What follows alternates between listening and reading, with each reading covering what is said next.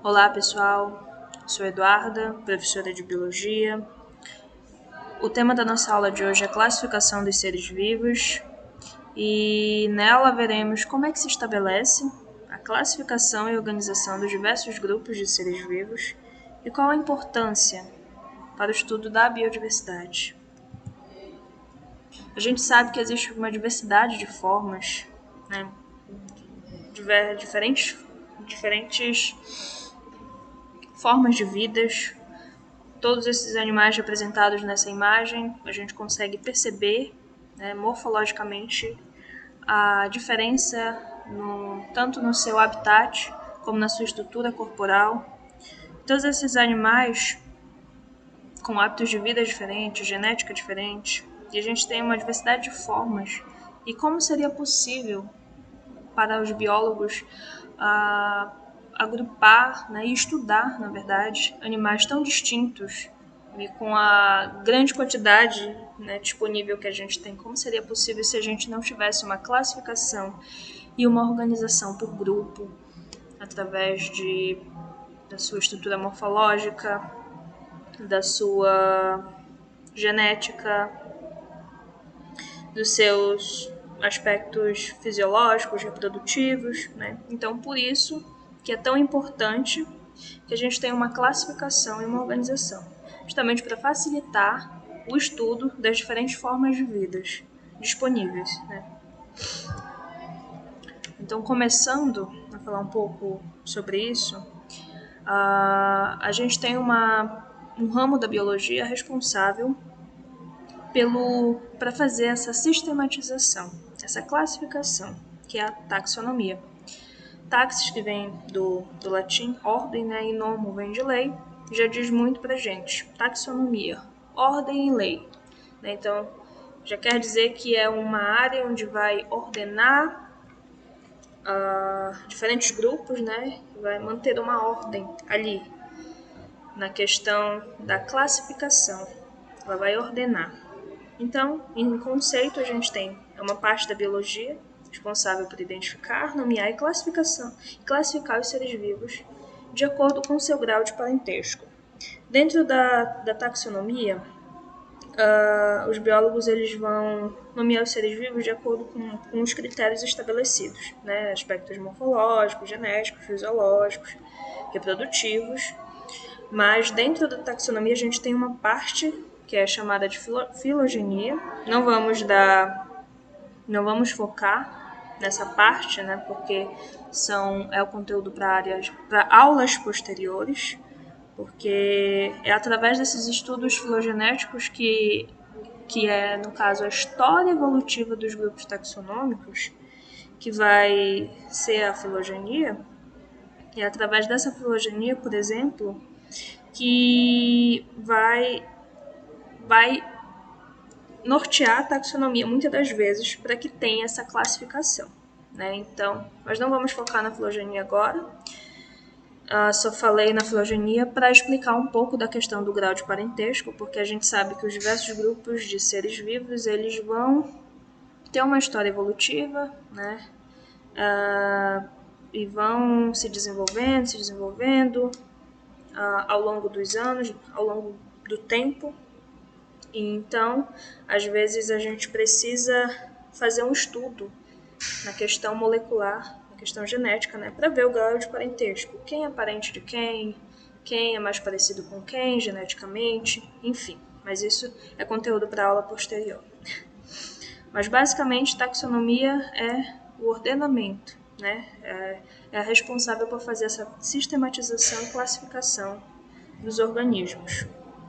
E por que classificar os organismos? Como eu mencionei no começo, né, é justamente para facilitar o estudo dos diversos grupos existentes, né? A gente tem uma variedade muito grande, por exemplo, nessa imagem a gente consegue ver, olha só, a quantidade de borboletas, né, acima besouros e outros animais. É muita coisa. Então, justamente os biólogos, no caso zoólogos, né, que são biólogos que se especializam no ramo da zoologia, que zoologia é a parte que vai estudar um pouco mais dessa classificação e a questão morfológica dos organismos, né?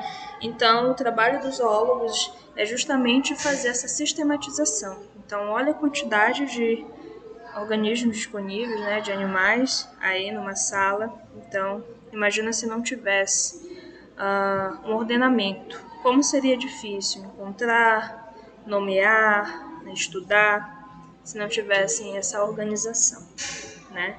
Então, vamos comparar aqui essa classificação, essa organização, na verdade, né, dos seres vivos de uma forma bem simplificada como uma livraria, né?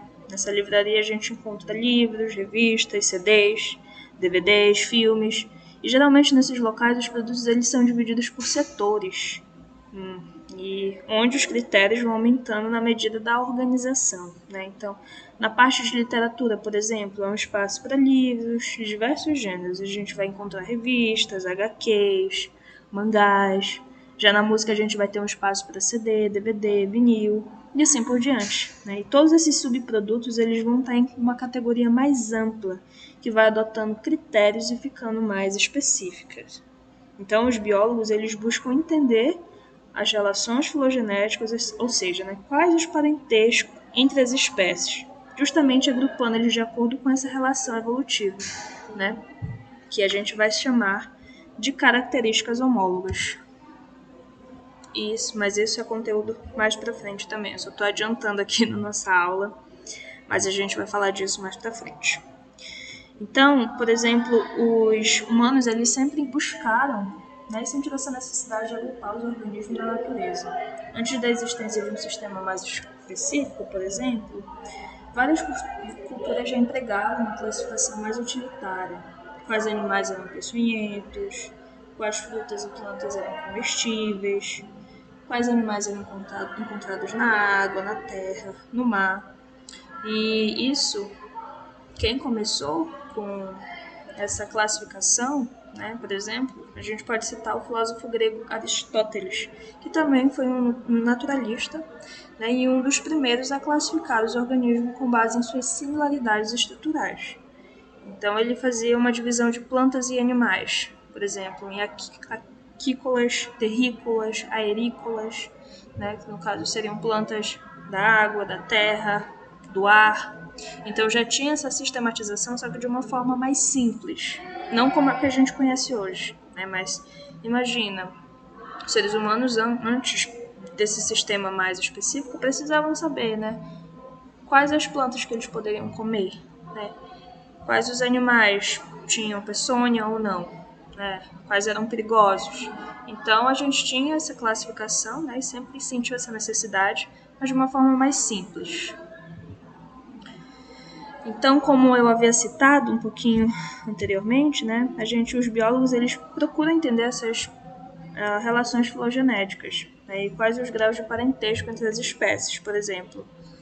Então, e a gente tem um agrupamento feito, né, que com base em características homólogas. O que são essas características homólogas?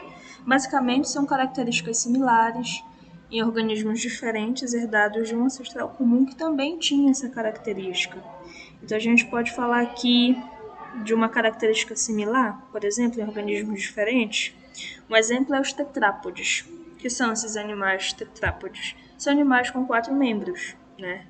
Então, por exemplo, como esses animais tão diferentes, por exemplo, répteis, mamíferos, anfíbios, aves, apresentam essa característica em comum. Nessa imagem a gente consegue ver um anfíbio, um sapo, um leão, uma ave, um jacaré, um réptil.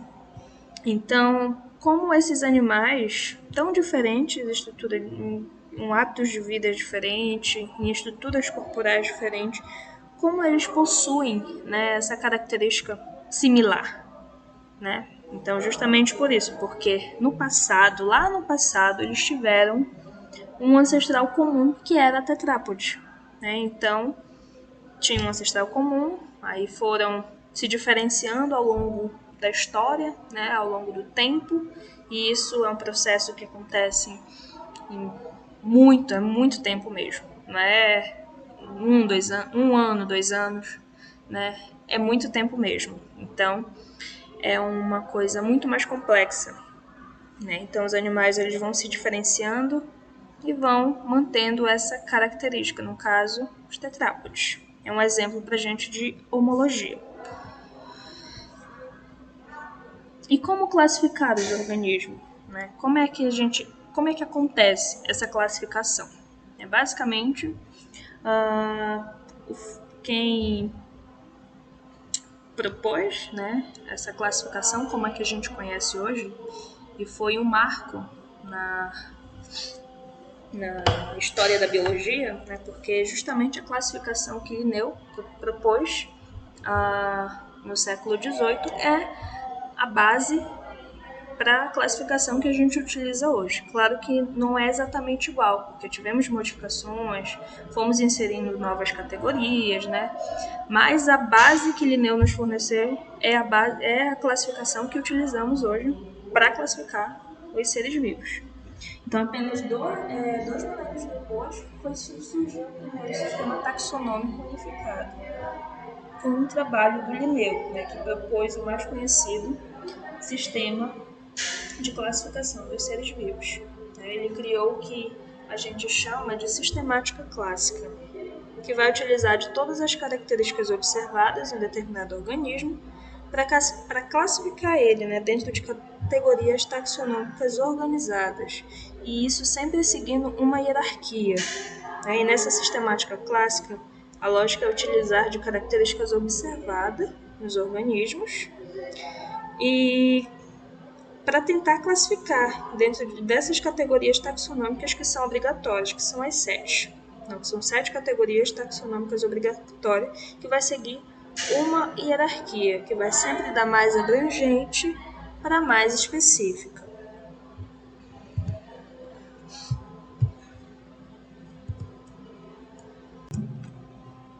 Na sistemática hierárquica de classificação, as categorias principais são chamadas de taxons, nas quais os organismos eles vão ser agrupados em uma das várias categorias taxonômicas para indicar o grau de parentesco com o grupo. Por exemplo, o grupo mais específico é de espécies. Né? Nas espécies estão sempre animais parecidos entre si, que vão ter características bem parecidas. Então, por exemplo, só vão se reproduzir entre si, vão geralmente apresentar o mesmo hábito de vida, vão ter estruturas morfológicas iguais. Então, esse grupo específico, que é o mais específico da classificação proposta por Linneu, é a espécie. E essa hierarquia taxonômica atual ela vai incluir essas 7 categorias obrigatórias, né, que é o reino, filo, classe, ordem, família, gênero, espécie. E no sistema do Linneu, a unidade básica vai ser a espécie, entendida e compreendida como esse grupo de seres vivos semelhantes a um tipo ideal e imutável. Né? Então, geralmente a espécie é o grupo mais específico na classificação de Linneu. Então, as espécies elas vão ser semelhantes e vão ser agrupadas em um mesmo gênero. Os gêneros semelhantes são agrupados em uma mesma família. Famílias são agrupadas em ordens, que são agrupadas em classes, que são agrupadas em filos e que são agrupadas em reinos. No livro do lado, que esse foi o livro proposto no século XVIII por Linneu. Né? Nesse livro, ele propôs a sua sistemática clássica, né, que é baseada nessa hierarquia de classificação, e é ela que a gente utiliza como base até hoje para classificar os organismos. Aqui a gente tem uma classificação do cão doméstico, para sintetizar um pouco do que a gente está falando. A gente vai ter no reino, por exemplo, Animalia, o cavalo, a cobra. Esse é o grupo mais abrangente. Né? No reino animal a gente vai ter todos os animais, é mais abrangente. Aí dá para ver que a gente vai agrupar todos os animais, embora eles tenham aspectos reprodutivos diferentes, geneticamente sejam diferentes, fisiologicamente, reprodutivamente e morfologicamente. Então, são todos animais diferentes, né? O cão, o coiote, raposa, o urso, o homem, por exemplo, o peixe. Então, todos eles estão no grupo, estão no reino Animalia, né? E aí o filo, já estamos diminuindo um pouco a especificidade. O filo vai ser cordata. Já estamos diminuindo, são animais que vão apresentar a notocorda, por exemplo.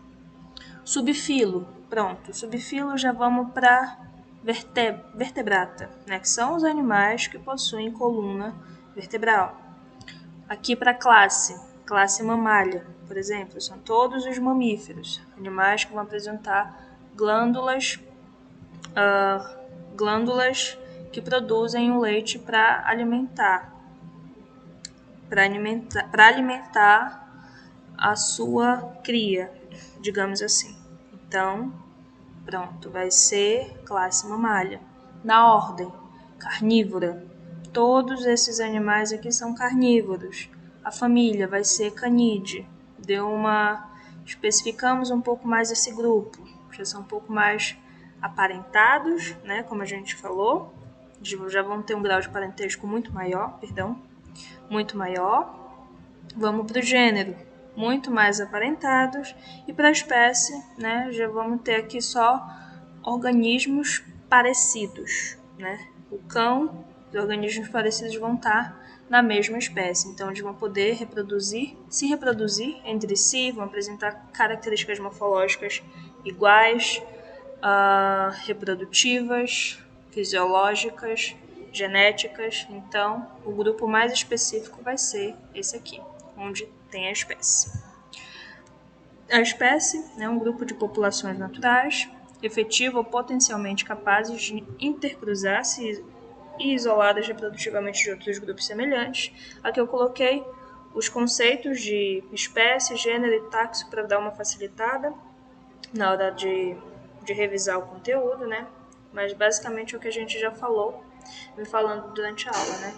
Gênero é formado por uma ou mais linhagens de espécies aparentadas, então vários grupos de espécies vão estar dentro do gênero e cada taxon anterior mais alto é um conjunto de taxons inferiores aparentados. Isso a gente vai sintetizar na próxima imagem, por exemplo, aqui. Né? Cada taxon, por exemplo, aqui o domínio, reino, aqui esses aqui são os obrigatórios, né, que a gente está estudando.